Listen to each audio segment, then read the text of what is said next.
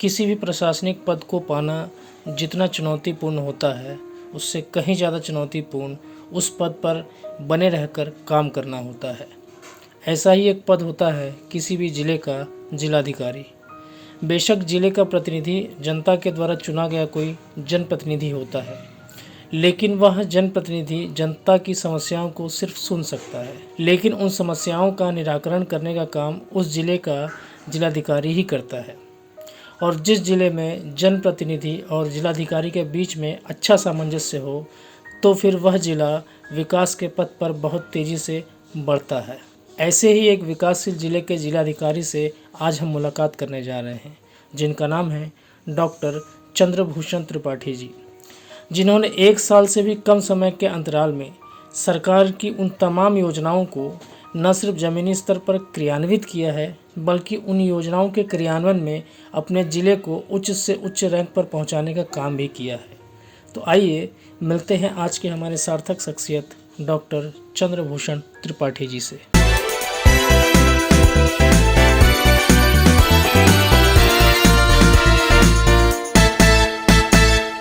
नमस्कार, मैं सुनील नाहर, सार्थक एंटरटेनमेंट के बहुचर्चित कार्यक्रम सार्थक शख्सियत से।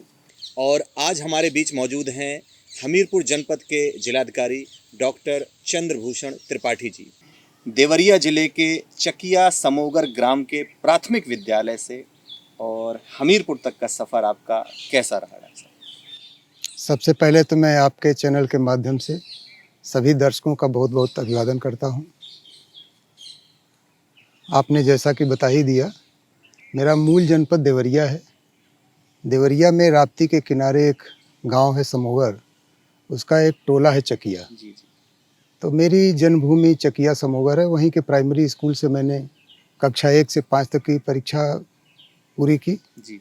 उसके बाद जूनियर हाई स्कूल मैंने गांव के बगल में ही दूसरा गांव है बराऊं, वहाँ श्री हनुमान विद्या मंदिर इंटर कॉलेज से जूनियर हाई स्कूल किया। जी। और उसके बाद फिर लखनऊ के महाराजा अग्रसेन विद्यालय से हाई स्कूल इंटर किया। और उच्च शिक्षा मेरी सारी लखनऊ विश्वविद्यालय की है। BA, BA honours, MA special, PhD, ये सारी परीक्षाएं मेरी वहाँ की हैं। वहीं से मेरा फिर पीसीएस में सिलेक्शन हुआ और 2012 बैच का प्रमोशन होकर मैं एज जिलाधिकारी, ये मेरी पहली पोस्टिंग है। काफ़ी चढ़ाव उतार रहे, लेकिन कुल मिला कर मैं ये कह सकता हूँ कि जीवन जैसा भी हो, आनंद लेना चाहिए उसमें। जिलाधिकारी महोदय के मार्गदर्शन निर्देशन में जल जीवन मिशन के कार्यों पर जिले में कार्य कराया जा रहा है, जिसमें जिलाधिकारी महोदय के समक्ष या हम लोगों के समक्ष जो भी समस्याएं आती हैं, चाहे एनओसी की हो, चाहे किसी प्रकार के लैंड इशू के संबंध में हो, तो हम लोग जिलाधिकारी महोदय के समक्ष वो समस्याएं रखते हैं और जिलाधिकारी महोदय के द्वारा तत्परता से प्राथमिकता को दृष्टिगत रखते हुए इन समस्याओं का निस्तारण कराते हैं, जिसकी वजह से आज हमारा जिले में जल जीवन मिशन के अंतर्गत चाहे इंटेक वेल हो, चाहे WTP हो, चाहे OST हो, CWR, चाहे डिस्ट्रीब्यूशन लाइन बिछाए जाने के कार्य में लगभग 72% डिस्ट्रीब्यूशन लाइन जिलाधिकारी महोदय के 8 महीने के कार्यकाल में लोगों ने अचीव किया है। तो जिलाधिकारी महोदय का हम लोगों को सतत मार्गदर्शन जल जीवन मिशन में प्राप्त होता रहा। 28 अक्टूबर 2021 से अभी तक हमीरपुर जनपद में आपका अनुभव कैसा रहा? मैं भारत निर्वाचन आयोग की वोटर लिस्ट के जो आचार संहिता होती है, उसके 2 दिन पहले यहाँ पोस्ट हुआ। उसके बाद वोटर लिस्ट का रिवीजन, फिर निर्वाचन के बाद नई सरकार की प्राथमिकताओं को पूरा करने को, धरातल पर कार्य करने का अच्छा यहाँ पे अवसर मिला। जी। और मैंने अपनी पूरी टीम के साथ, जिले के समस्त अधिकारियों के साथ ये प्रयास किया कि सरकार के जितनी नीतियाँ हों उनको धरातल पर लाया जाए। विशेष करके जब हम हमीरपुर जैसे छोटे और दूरस्थ जनपद में, बुंदेलखंड के जनपद में कार्य करते हैं, तो हमारा उत्तरदायित्व बढ़ जाता है। और उसी के क्रम में हम लोगों ने प्रयास किया कि यहाँ की जनता को, यहाँ के पीड़ित पक्ष को, यहाँ के किसानों को जितनी हम सुविधा दे सकें, जितनी उनकी मदद कर सकें, सरकारी योजनाओं का लाभ जितना उन तक पहुँचा सकें, वही हमारी सफलता है। और मुझे इस बात का संतोष है कि एक सीमा तक हम लोग उसमें सफल रहे हैं। जिलाधिकारी महोदय जब से जनपद में आए हैं, लगातार नित नए प्रयोग वो कर रहे हैं। हमारा कलेक्ट्रेट निश्चित रूप से बहुत सुंदर कलेक्ट्रेट था और सर की इच्छा थी कि इसको ISO सर्टिफाइड कराया जाए। सर के निर्देशन में 22 अगस्त 2022 को इसको ISO प्रमाण पत्र प्राप्त हुआ और ऐसा करने वाला ये कलेक्ट्रेट प्रदेश के चुनिंदा कलेक्ट्रेट में से एक है और विभिन्न श्रेणियों में सेवा के एवं सेवा प्रदान करने के क्षेत्र में तमाम श्रेणियों में मिला करके यह ISO का प्रमाण पत्र कलेक्ट्रेट को प्राप्त हुआ है। अभ्युदय कोचिंग जनपद स्तर पर सर्वप्रथम हमीरपुर में ही शुरुआत हुई, इसके संदर्भ में आपका क्या कहना है?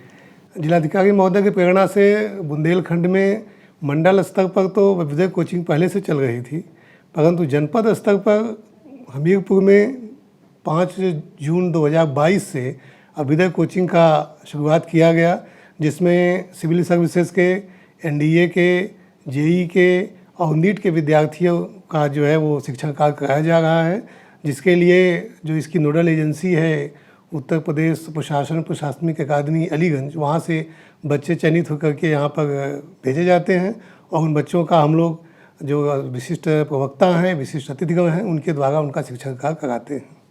आपके कार्यकाल में जो मैंने नगर में लोगों से जानकारी ली है कि रक्तदान शिविर और रक्तदाताओं की संख्या बहुत बड़ी है और लोगों का रुझान और लोगों का सहयोग भी बढ़ा है रक्तदान के प्रति। प्रायः जनपदों में ये सुनने में आया, कई बार अखबारों के माध्यम से भी आता है कि ब्लड बैंक समृद्ध नहीं है। जी जी। या कई बार आपने ये भी सुना होगा कि इस ग्रुप का ब्लड लेने वाला कोई व्यक्ति गया और वहाँ ये हो गया कि इस ग्रुप का ब्लड नहीं है। हाँ, प्रायः मुझे इस पर हमेशा ध्यान रखा और मैंने ये प्रयास किया कि हमारा ब्लड बैंक पूरा समृद्ध रहे। और मैंने कल भी, हम लोग गए थे ब्लड बैंक में वहाँ पर, कल भी मैंने देखा हमारे पास ब्लड बैंक पूरा भरा हुआ और हर ग्रुप का ब्लड हमारे पास मौजूद है। हमारे रेड क्रॉस के लोगों ने आज एक कैंप लगाया। इसके अलावा कल और उसके पहले डिप्लोमा इंजीनियर संघ और यहाँ की कई स्वयंसेवी संस्थाएं हैं जो ब्लड बैंक को समृद्ध करने के लिए, ब्लड देने के लिए आगे आती रहती हैं।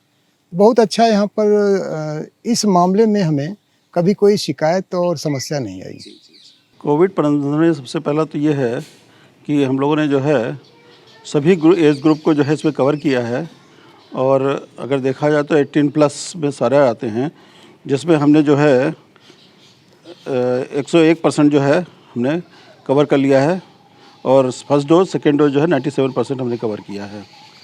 इसी तरीके से अगर हम 60+ देखें तो 60+ में 116% हमने कवर किया है और सेकेंड डोज जो है 115% कवर किया है। तो स्थिति अच्छी है। प्रिकॉशन डोज में भी हम लोग अच्छे जा रहे हैं इस समय और करीब जो है प्रिकॉशन डोज का इसमें जो है 6,57,000 के समय 1,81,000 हम लोगों ने कर लिया है और अच्छी पोजीशन पे हैं। और कोविड में सबसे बड़ा ये काम ये हुआ है कि हम लोगों ने जो ऑक्सीजन प्लांट लगाए हैं वो 5 ऑक्सीजन प्लांट हमारे पूरे जनपद में कार्य कर रहे हैं और सभी जो है प्रोडक्शन दे रहे हैं। कंसंट्रेटर सभी जगह पे उपलब्ध हैं। तो इस प्रबंधन में अब भविष्य में कभी भी कोई ऐसी दिक्कत आती है तो ऑक्सीजन की कोई कमी नहीं होगी जनपद में। जनपद में पूरी ऑक्सीजन हर स्टेज पे पर्याप्त मात्रा में उपलब्ध है। प्रदेश की समस्त गौशालाओं में जिलाधिकारी महोदय के कार्यकाल में काफ़ी कार्य किया गया है और भूसा वितरण में जनपद का प्रथम स्थान आया है, इसके संदर्भ में आपका क्या कहना है? नो डाउट जो आप पूछ रहे हैं बिल्कुल सच पूछ रहे हैं। जनपद हमीरपुर में 2,10,000 कुंटल का संरक्षण भूसा किया गया था, जिसमें से 8,109 कुंटल धान में प्राप्त हुआ और जराखर हमारे ग्राम पंचायत में ग्राम प्रधान के द्वारा 500 कुंटल का जो भूसादान गौ आश्रय स्थलों के लिए किया गया, वो एक उत्तर प्रदेश में एक रिकॉर्ड था और जनपद ने इसमें ऊंचाइयां हासिल की, जो कि जिलाधिकारी महोदय के निर्देशन में संपन्न हुआ। मानव संपदा पोर्टल में भी हमीरपुर प्रथम स्थान में है। हाँ, निश्चित तौर पे इस दिशा में काफ़ी प्रयास किया है। हम और हमारी जो पूरी टीम है कलेक्ट्रेट की, उन लोगों ने इस दिशा में काफ़ी काम किया है।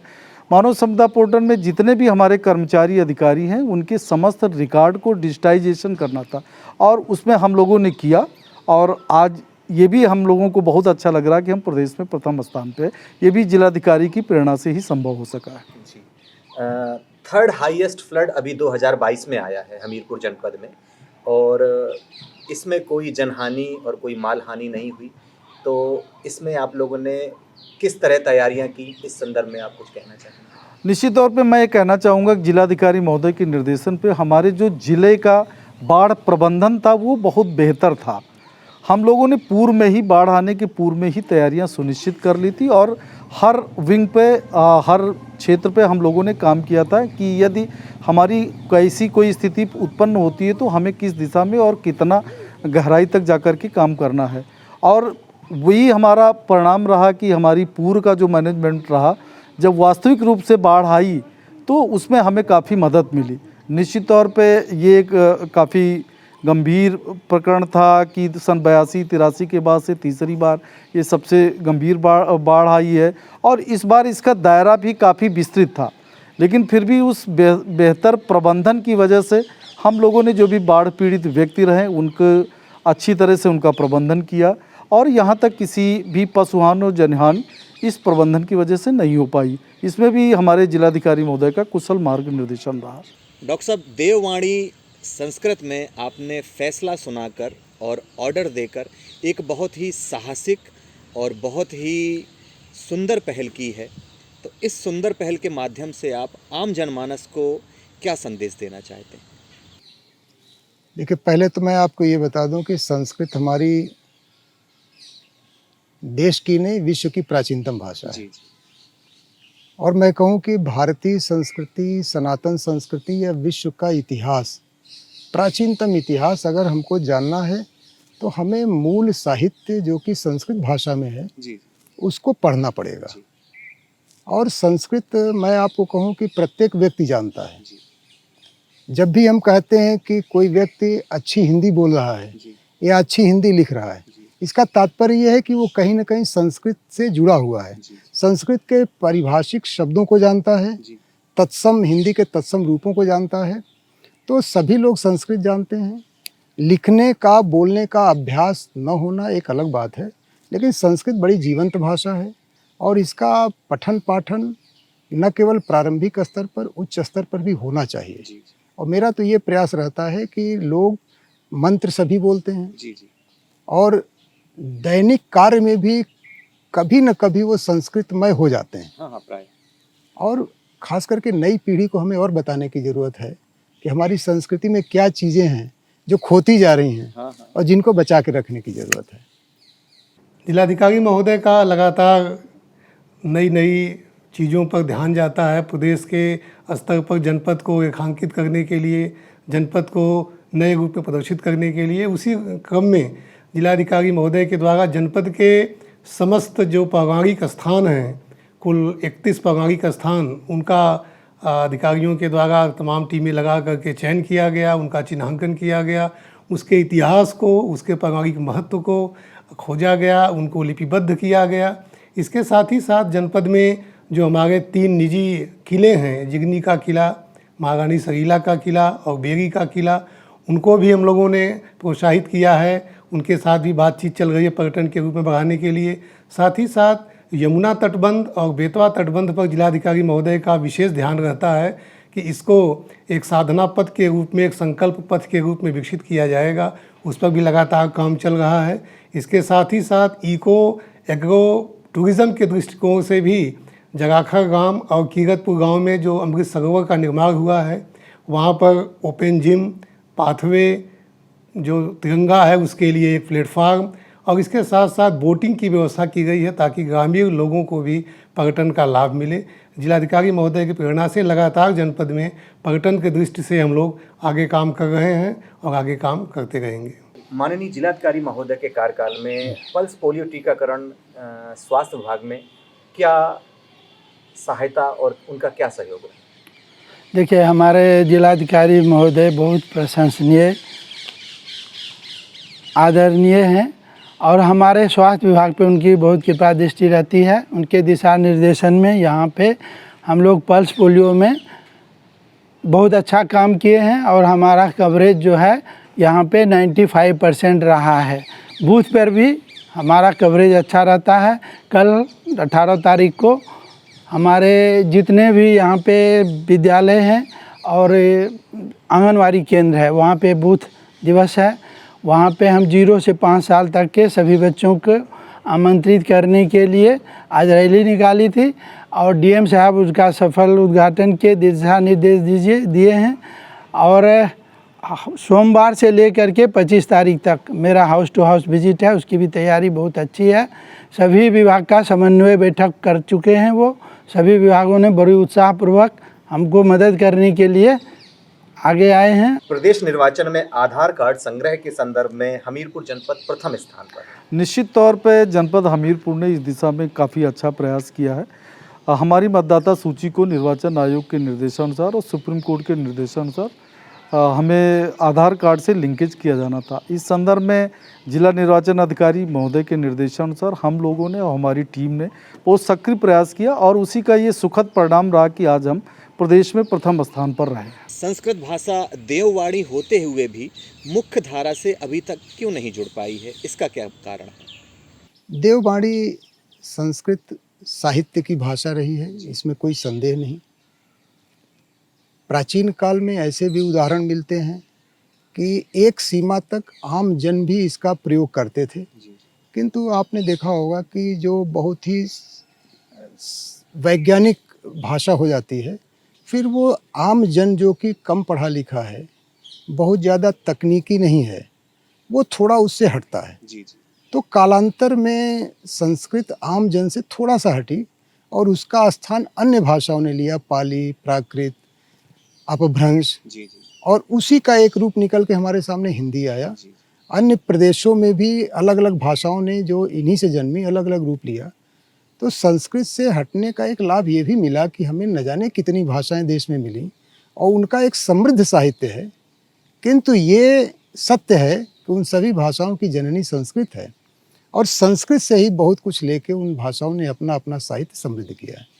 इसी तरीके से हम लोग कोविड में हमारा L2 हॉस्पिटल कुरारा, जो कोविड में यहाँ पे बड़े दूर दूर से, इवन लखनऊ से, दिल्ली से, ग्वालियर से मरीज आए थे, उनका सफल प्रबंधन हुआ। हमारे CMO साहब बहुत एक्टिव थे, हमारे DM साहब, हमारे SDM साहब, हमारे ADM साहब नित्य हमारे कोविड हॉस्पिटल का पर्यवेक्षण करते थे और इन्होंने के चलते समझिए हमारा CSC 30 बेड का था, 80 बेड में उसको कन्वर्ट किया गया और वो बहुत अच्छा प्रकार से अच्छी तरीके से सराहनीय रहा। जिलाधिकारी महोदय जब से हमीरपुर में आए हैं, एक अलग से ही उन्होंने व्यापारियों वर्ग को सुरक्षा देने का एक तो वादा किया है और इस समय हमीरपुर जनपद में वैसे तो व्यापारियों को कोई दिक्कत, लेकिन जिलाधिकारी के आने से इस समय समाज में बिल्कुल भय व्यापारियों में बिल्कुल समाप्त हो चुका है और सारे व्यापारी बड़े खुश हैं।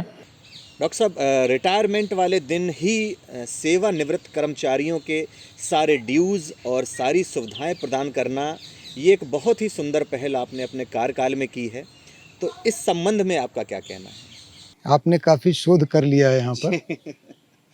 तो मैं आपको बताना चाहूँगा कि जब मैंने यहाँ पर ज्वाइन किया था, उसी समय मैंने जो पहली बैठक कर्मचारियों की ली, तो मैंने उनसे कहा कि हम लोगों को कुछ कार्य ऐसे करने पड़ते हैं जिसमें कुछ दबाव हो सकता है, किंतु एक कार्य ऐसा है जिसमें कोई दबाव नहीं होता है, वो केवल हमारी लापरवाही होती है और वो हम ही लोगों से संबंधित होती है। हम ही उसके लाभार्थी हैं और यदि नुकसान होता है तो भी हम ही हैं। वो है देयकों का, और देयक चाहे वो सेवारत कर्मचारी का हो या सेवानिवृत्त कर्मचारी का हो, वो समय से दे देना चाहिए। तो मैंने अपने कर्मचारियों को कहा, उन लोगों ने सहर्ष स्वीकृति भी दी और मैंने कहा कि प्रत्येक कर्मचारी जिसका रिटायरमेंट होगा उसकी विदाई उसी दिन रखी जाएगी और विदाई के समय ही उसके समस्त देयकों के लिफाफे, उसका GPF का, उसका इनकैशमेंट, उसके पेंशन का, ये सब वहीं पे दिया जाएगा और उसको ससम्मान विदा किया जाएगा। और मैंने केवल उसको विदाई समारोह नहीं लिखा है, मैंने उसको कहा कि ये विदाई और सम्मान समारोह के रूप में मनाया जाए। और उसने अपने जो 30, 35 या 36 वर्ष का सेवा काल दिया, अपने जीवन का बहुमूल्य समय विभाग को दिया, उसका सम्मान हम व्यक्त कर सकें। और उसके बाद परंपरा सी पड़ गई, प्रत्येक विदाई के दिन मैं, मेरे अधिकारी सब बैठते हैं, कर्मचारियों के साथ बैठते हैं और उनके समस्त देयक देने के साथ साथ उनके द्वारा किए गए कार्यों की प्रशंसा भी हम लोग करते हैं और उनके परिवार को भी हम लोग बुलाते हैं। मैं ये कहता हूँ अपने परिवार के साथ आइए ताकि परिवार को भी लगे कि आपने एक अच्छे विभाग में काम किया और आपका विभाग उसी तरह से कृतज्ञ है जैसे आपके घर वाले आपके प्रति कृतज्ञ होते हैं। उन्होंने अभी हाल ही में एक निर्णय देववाणी संस्कृत भाषा में दिया। मेरा भी एक नाटक है श्रावणो अभवत वैशाखा संस्कृत भाषा में। मुझे बहुत खुशी है कि जनपद को एक इतने अच्छे जिलाधिकारी का नेतृत्व प्राप्त हो रहा है। 15 अक्टूबर से 22 अक्टूबर तक होने वाले पुंदोली सौर उत्सव में भी श्री त्रिपाठी जी बढ़ चढ़कर सहयोग कर रहे हैं। इसके लिए भी मैं उनका आभारी हूँ। जिलाधिकारी हमीरपुर डॉक्टर चंद्रमोहन त्रिपाठी जी की प्रेरणा से हमीरपुर जिला अस्पताल ब्लड बैंक में कैंपों का आयोजन होने लगा है। करीबन 1 महीने में 3 कैंप लगा चुके हैं और कैंपों के माध्यम से बहुत से रक्तदाता जागरूक हुए हैं। बहुत से लोग रक्तदान करने नियमित आते हैं। मैं जिलाधिकारी जी को धन्यवाद व्यक्त करता हूं। मैं अशोक निषाद, गुरु प्रदेश अध्यक्ष बुंदेलखंड रक्तदान समिति, और मैं अपने जीवन में 25 बार रक्तदान कर चुका हूँ उनकी प्रेरणा से, और करीबन 4000 लोगों को निस्वार्थ भाव से ब्लड दिला चुका हूँ। रक्तदान महादान। डॉक्टर साहब, मैं सार्थक एंटरटेनमेंट की तरफ से आपका हार्दिक आभार व्यक्त करता हूं कि इतने कीमती समय में से आपने हमारे लिए समय निकाला और आज वाकई हमारी मुलाकात एक सार्थक शख्सियत से हुई है। नमस्कार। बहुत बहुत धन्यवाद सारे दर्शकों को, सुनील जी आपको।